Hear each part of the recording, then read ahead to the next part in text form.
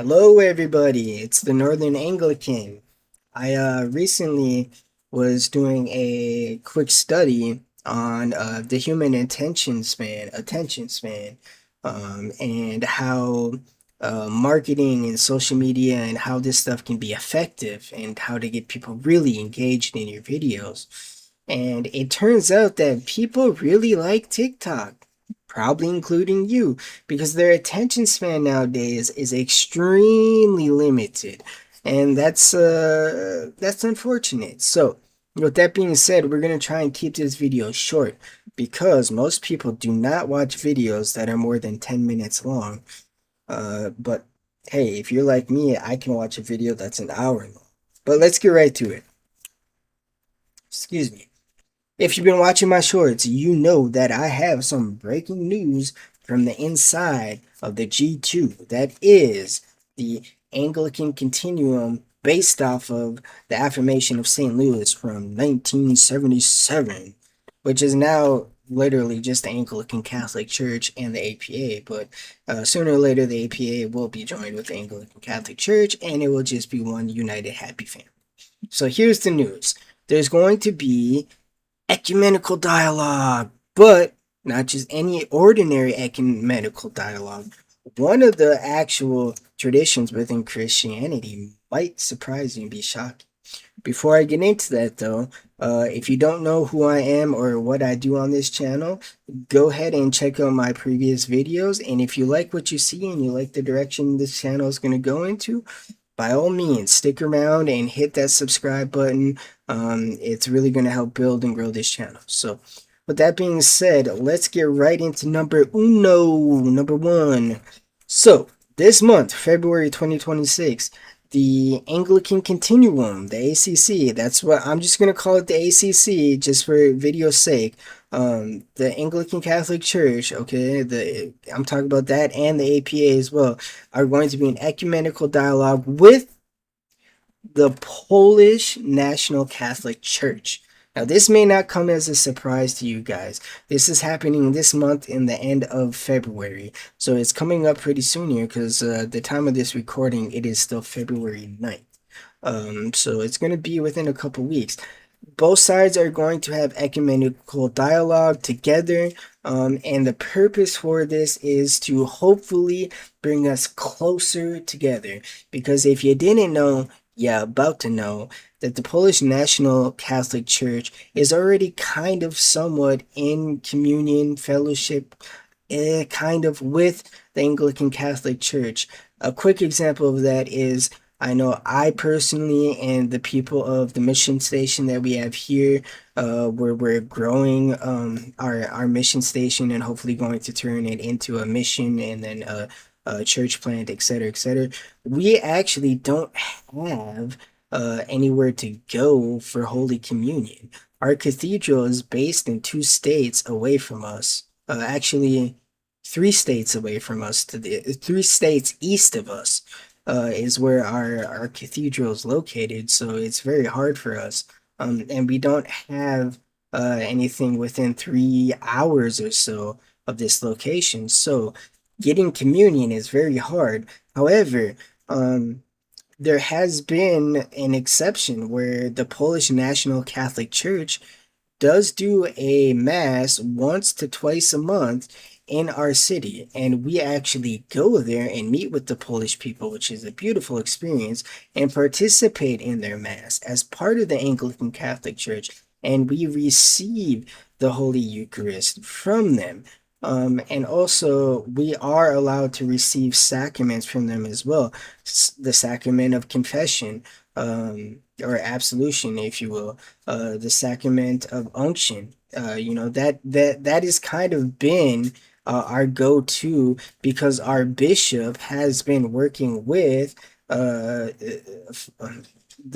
priest of the Polish National Catholic Church that is working within our area, and so there's already dialogue there.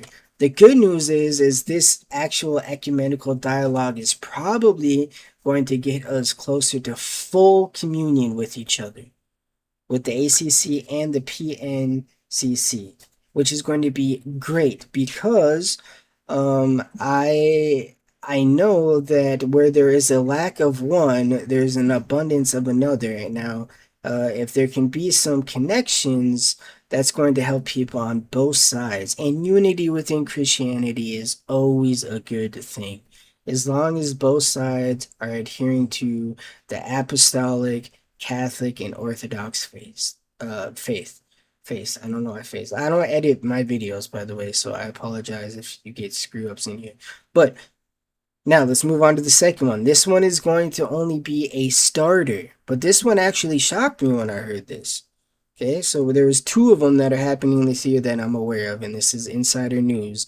I don't know if you've heard of it, but I've heard of it, and I can't find anywhere else online. But this came straight down the pipeline. Okay, so one we already covered, the Polish National Catholic Church, but this one.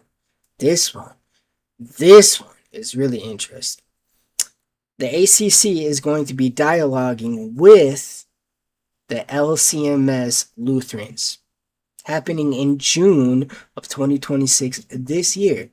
Now, what does that mean? Before you get all, woohoo, like I was, it doesn't mean anything's going to happen. This is ecumenical dialogue. My understanding is this is kind of the first and the beginning of many things to come, and it's going to take probably years before we have any kind of fellowship with each other. But it's going to open the doors for possible communion and fellowship with each other, which will be a good thing. Because when I was part of the LCMS before I switched over to the Anglican Continuum, I can be honest with you guys, it is very similar. It really is. And the only difference is the holy orders. Okay, my beloved LCMS brothers, they don't know this, but the priests, the pastors, they don't have proper holy orders.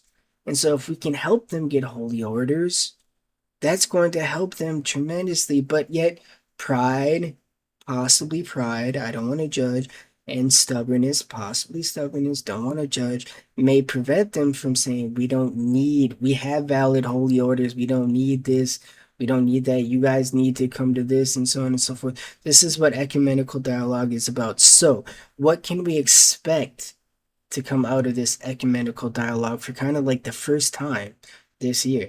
Well, my understanding is common ground is going to be the main theme. Where can the ACC representatives and the LCMS representatives come together and say, hey, we agree on these things and we stand for these things, particularly Christian morals, joint statements of supporting causes together that uphold Christian values, so on and so forth. That's kind of the groundwork that's going to be coming out of this ecumenical dialogue. Now, hopefully, my goal, or I shouldn't say my goal, but my prayer is that the LCMS will be humble enough to want to receive properly ordained bishops and get proper holy orders so that all of their sacraments can be valid. Okay, now I know that's a huge argument online is, are the Lutheran sacraments valid? Are they not? The Roman Catholics say no, they're not. We know that they're not. And it's just because if you look at history, even if you excluded bishops, right, I would be willing to grant presbyter to presbyter proper ordination. So if you had someone like Martin Luther who ordained so on, who then ordained so on and so on and so on, and you could trace it all the way back to Martin Luther, even if it was no bishop, I would personally, and this goes against what my church teaches, but I would personally say that that's okay, right? Presbyter to presbyter, priest to priest, that would be fine. That could be considered properly holy orders. The problem is Martin Luther had this view of the priesthood of all people and the basically the election of the priest within the congregation. Okay, so there was no like real big picture of proper holy orders after Martin Luther and the reformers on Martin Luther's side had died out. It was kind of more of each congregation picks their own person and then they ordain each other. There's no real like proper line of apostolic succession going back to Martin Luther. Um, there's just not. And so even if we were to grant no bishop needed, just a priest to priest, it doesn't exist. So therefore, without having that proper apostolic succession, how can John, the Gospel of John, chapter 2023, apply to the priest of the LCMS or Lutherans without apostolic succession? There are some very minute Lutheran synods, churches, whatever, that do have apostolic succession, but they're so minute that nobody even talks about them. So hopefully we can bring the LCMS to want to get properly ordained with bishops and have bishops and to be properly within holy orders. A similar thing has actually happened on the heretical side of things. If you've been following church history lately, the Episcopal Church of America, of the United States, the Episcopal Church would support same-sex marriage, women ordination, all these heretical things, right? They actually are in communion with the LCA, or the ELCA, the Evangelical Lutheran Church over in America or whatever, which is also a very heretical, same thing, women ordination, same-sex marriages, same-sex pastors, priests, priestess, whatever.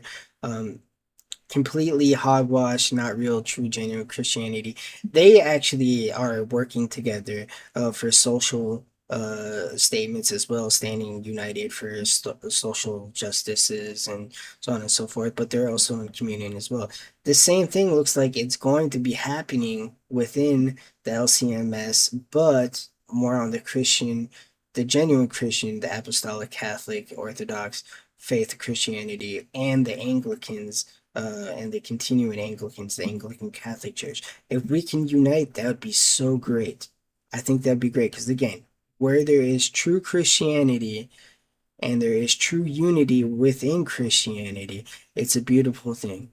And just like that's a beautiful thing, I want you to know that you are a beautiful person. God loves you. I thank you for watching this video. Go ahead and smash that like button. Make sure you subscribe. We have more videos coming out, as well as Sunday evening prayer services that I upload to. But also let me know your comments, and let me know in the comments what you think. What do you think is going to happen with the LCMS and the ACC dialogues this year? Because that's going to take place in the end of June. And also, what are your thoughts about, will the Polish National Catholic Church and the Anglican Catholic Church finally come into full communion this year? Or do you think it's going to take another round of ecumenical dialogue for another year or two? My personal thoughts are LCMS and the ACC are not going to get anywhere near communion with each other for at least a couple more years, but the groundwork is being laid, and that's a very good thing. I do, however, think, on the other hand, the Polish National Catholic Church and the ACC are very, very, very, very close to actually coming into full communion with each other, and I think that that might actually happen, if not this year, within the next year or so. So let me know what you think. Until next time, may God bless you.